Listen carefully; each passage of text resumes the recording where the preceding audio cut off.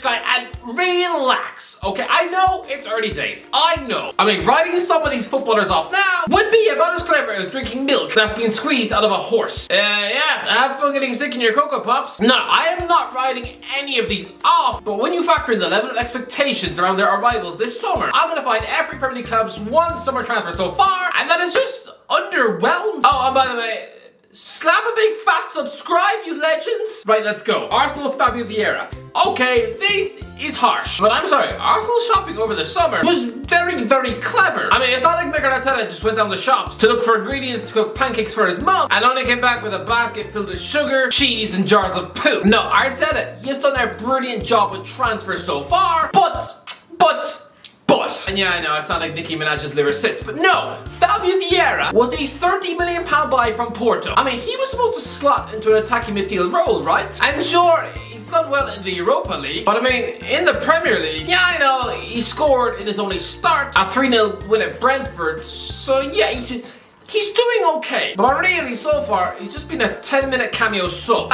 He's got 117 minutes of Premier League football under his belt. That is less time than the Simpsons movie. I mean, come on, he's an attacking midfielder who came from Porto, the same club who molded Deco and James Rodriguez. I mean, come on, there was expectation. And his name is Vieira. Sure, the Arsenal fans must have spent this summer excitedly weeing on their shoes. I don't know, to me, if nothing changes here, then you just know next summer, he's going to be written off as an unnecessary flop. Another Danny Ceballos, who's suddenly going to be loaned to someone like Osasuna or Real Sociedad. Oh, you've got work to do, Fabio. Aston Villa, Phillips Coutinho. Listen, in terms of pure excitement and hype, the lad, £30 million centre-half Samba superstar Diego Carlos, and surely being the most anticlimactic one. I mean, this is like a 6-year-old being excited for the Tooth Fairy, only to wake up at 2 AM and realizes that it's just her fat dad feeding her teeth to the dog. All the magic and wonder is gone. But listen, it's not Carlos's fault, okay? He is injured. So, no, this would be like someone throwing sandwiches at someone in a wheelchair. But the fact is that the next time he takes to the pitch, this exciting, shiny, new centre-back will be in his 30s? Yeah, you've just paid big money for an old man. I mean, I know, most people probably assume this uncapped Brazilian is around, what, 23? No, he's nearly as old as Ed Sheeran. But the worst, in terms of the on-pitch performances, Phillips Coutinho. I mean, forget the loan spell last season. This summer, he was an £18 million permanent transfer and signed for Barcelona, and so far,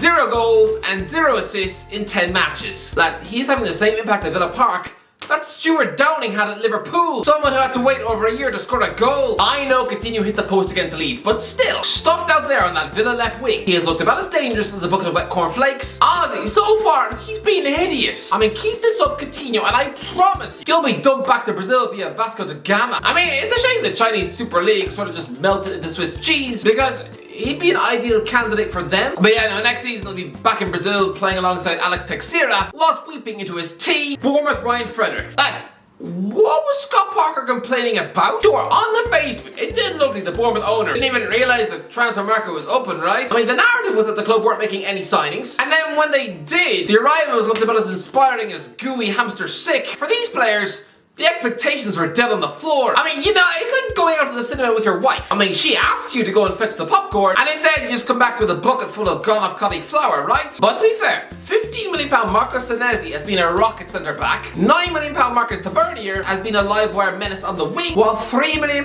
Neto is the new goalkeeper and has yet to lose a match. That's 4 goals conceded in 5 league games. For Bournemouth, he's in the running for Premier League signing of the season. But the worst, I don't know, Ryan Fredericks, 30-year-old right back from West Ham. To be fair, nobody was excited about him, but yeah, he hasn't done much. Brentford Mikkel Damsgaard. Yeah.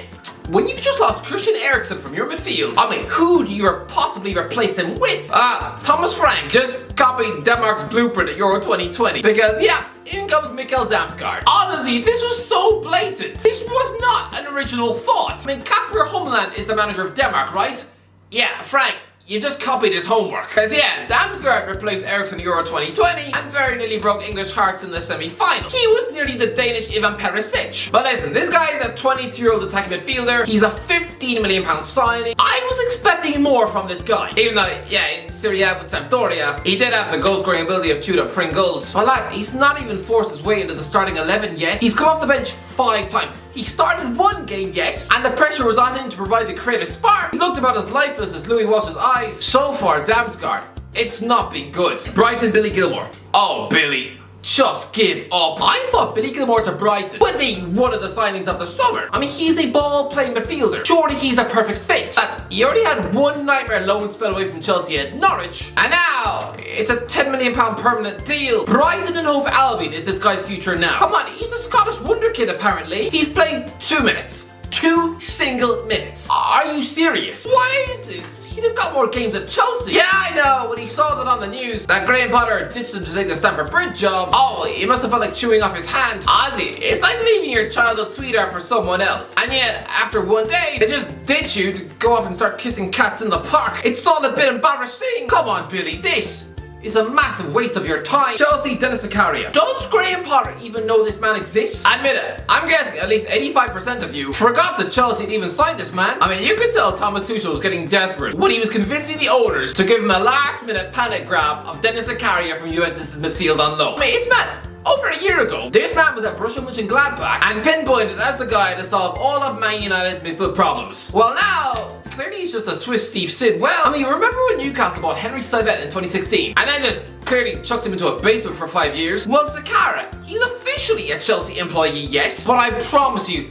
he didn't even need to move house. Honestly, he could have spent the last 3 months living in a cave in Togo, just living on a diet of rats and barbecued feet. It wouldn't have made a difference to Chelsea's season because he hasn't played a minute, not even in the Champions League. But why?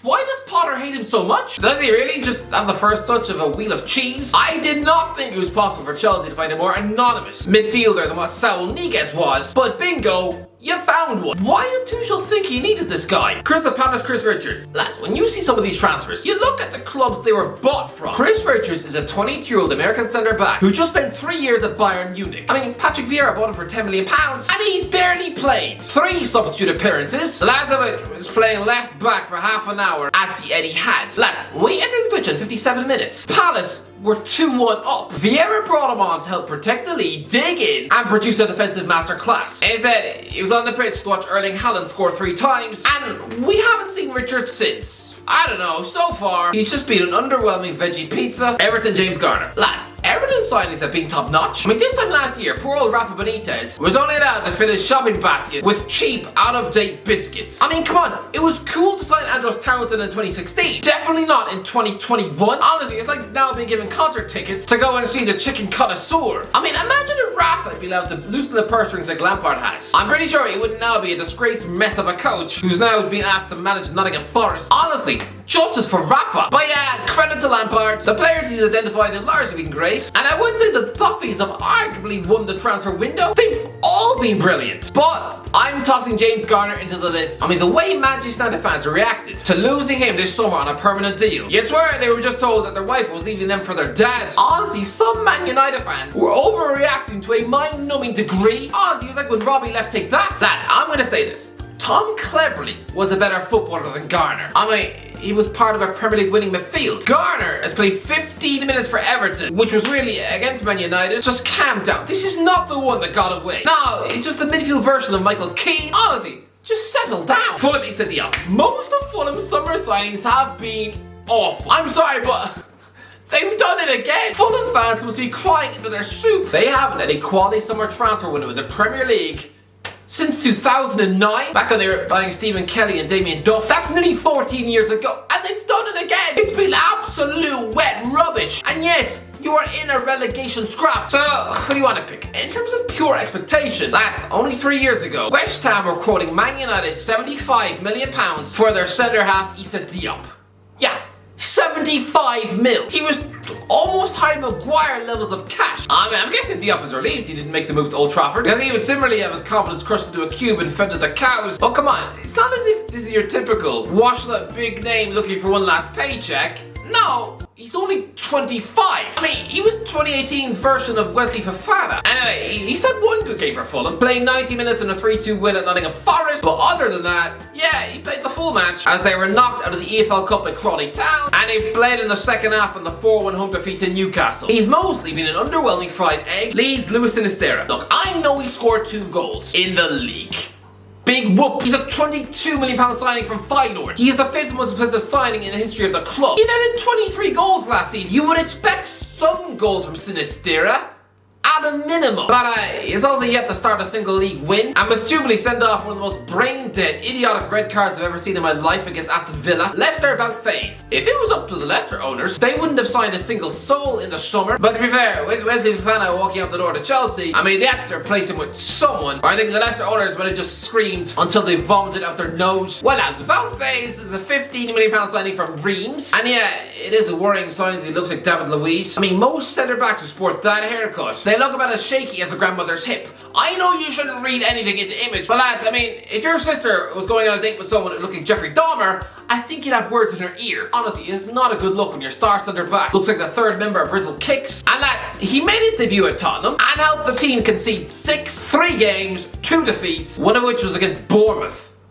It's been a nightmare. Liverpool, Darwin, Nunez.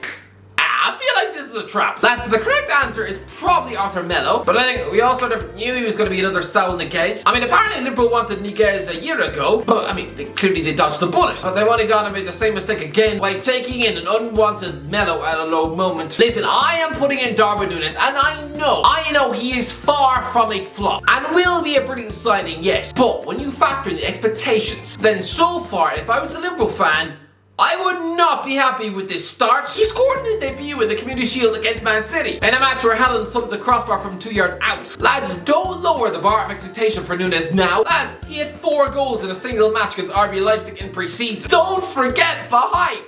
But since the Community Shield, it's been 3 goals in 9 games, including 4 blanks in the Champions League. And he missed the Manchester United match at Old Trafford, biggest game of the season for Liverpool, because he stupidly headbutted Joachim Andersen in the face. I mean, he played nearly 2.5 hours of football against a nearly 41-year-old Scottish goalie at Hull City reject, and he only scored once. And I haven't even mentioned his goal-shy, timid no-show in the Merseyside derby. So far, admit it, he is underwhelmed. Man City, Kalvin Phillips. So far, Kalvin Phillips has been an absolute disaster and one of the worst transfers in Premier League history. This guy cost Man City nearly 50 million quid to poach him from Leeds. Now listen, iron is when it comes to Man City superstars, he's not exactly the most fashionable name. I mean, if anything, in comparison to the likes of Rodri or De Bruyne, I mean, he's got the star quality of a half-eaten Toblerone. But lads, players like him can still survive at the Etihad. Lads, likes of Gareth Barry, James Milner, Fabian Delph, all 3 about as exciting as a cheese yogurt. And yet, they all excelled in Man City's midfield. But Phillips, he's played 1 minute of Premier League football, 13 minutes in the Champions League. He somehow managed to damage his shoulder and has now thrown his ticket to Qatar in a well. It's been a disaster. Honestly, the way things are going, mid-season loan switch back to Leeds, Man United and Dubravka. Manchester United signings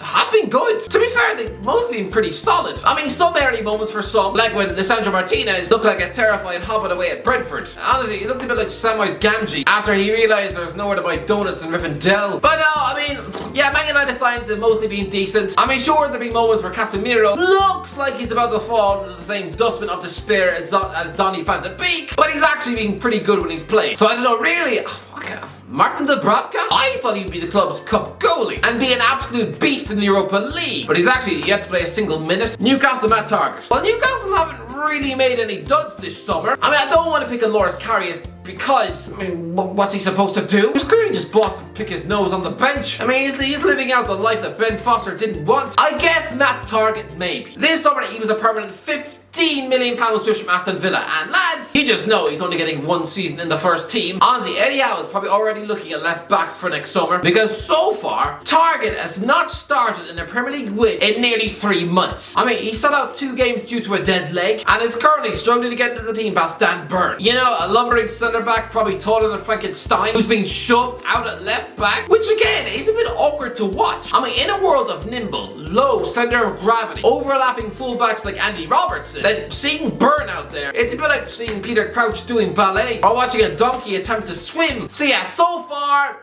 not a great look, Matty. Nottingham Forest, Jesse Lingard. Where do you want to start? You don't exactly have to root through Forest transfer business with a comb to find a dud. No, honestly, just close your eyes and point to one at random, because you're probably right. Look, for the money paid, Taiwo Awoniyi is a £20 million centre forward.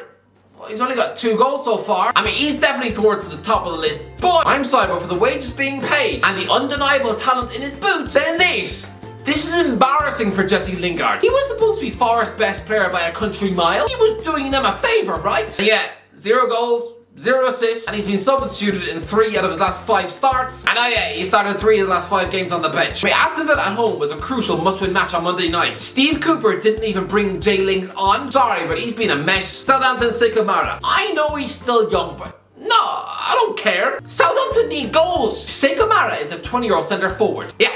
So was Armando Broja when he chipped in with 11 goals. But Mara, an £11 million capture from Bordeaux, he's played 213 minutes, not a single goal. Barely a shot on target. He's been an anonymous twig up front. Yeah, sorry lads, I don't think he'll be selling this one to Liverpool. Tottenham Yves Bissouma. I knew it! I told you! I've been telling you for months. Yves Bissouma was an overrated tree stump at Brighton. I promise you that once he got himself a move to a super talented dressing room, he would just pale into insignificance. I bet I'll give you through a goldfish into a shark tank. Lads, Bissouma was hailed by all as a £30 million midfield coup for Tottenham. The missing piece in the jigsaw. I'm sorry, that is wet garbage. He's currently just fulfilling the role of Harry Winks, mostly wallowing on the bench. I mean, he's only started 2 Premier League matches. Weirdly, one of them was against Brighton. But other than that, yeah, just 10-minute cameos in midfield, and mostly praying that Pierre-Emile Højbjerg has a hernia on the low. He's not even been given a start at the Champions League either. Just so far. Waste of time. West Ham Maxwell Cornet. Listen, I think the story of Maxwell Cornet's West Ham career will be that it was ruined by VAR. This guy was a £20 million signing from Burnley, and after 11 goals last season, I mean, he's a useful goal-scoring nugget, right? If his last-minute equalising goal had stood in his 4-minute cameo at Stamford Bridge, then he could have kicked on, had confidence in his wings, but no, it was stupidly chalked off for a phantom foul on Mendy. And yeah, other than that moment from Cornet, just 20-minute cameos where he hasn't done much. Yeah, he looks out of his depth. Whoa, Sasa Kalajic. I know you shouldn't pick at injured players, but I'm sorry. You cost your manager his job? Anyways, what do you think? Let me know in the comments who has been your most underwhelming transfer so far. Let me know if you enjoyed the video. Don't forget to subscribe as always. I'll talk to you in a while.